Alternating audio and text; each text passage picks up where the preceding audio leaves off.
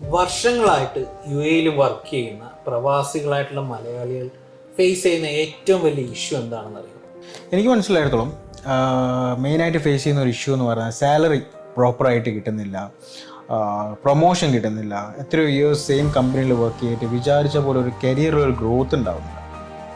ഇതൊക്കെ അവരുടെ ഇഷ്യൂസ് തന്നെയാണ്.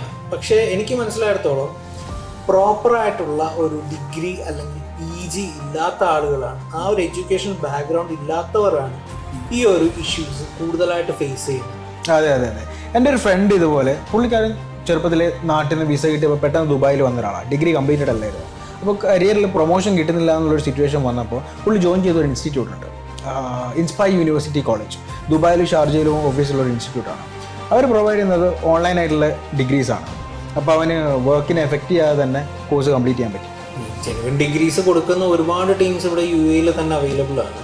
പക്ഷേ ഇതൊക്കെ ഗവൺമെൻറ് അപ്രൂവ്ഡ് ആണോ എന്നുള്ളതാണ് ഏറ്റവും വലിയ ഫാക്ടർ.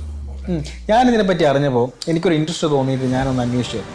അപ്പോൾ എനിക്ക് മനസ്സിലായത് ഇവർ പ്രൊവൈഡ് ചെയ്യുന്ന UGC, WES, NAC ഇതുപോലുള്ള റെപ്യൂട്ടഡ് ആയിട്ടുള്ള അക്രഡിറ്റിംഗ് ബോഡീസിൻ്റെ ഡിഗ്രീസാണ് ഇവർ പ്രൊവൈഡ് ചെയ്യുന്നത്.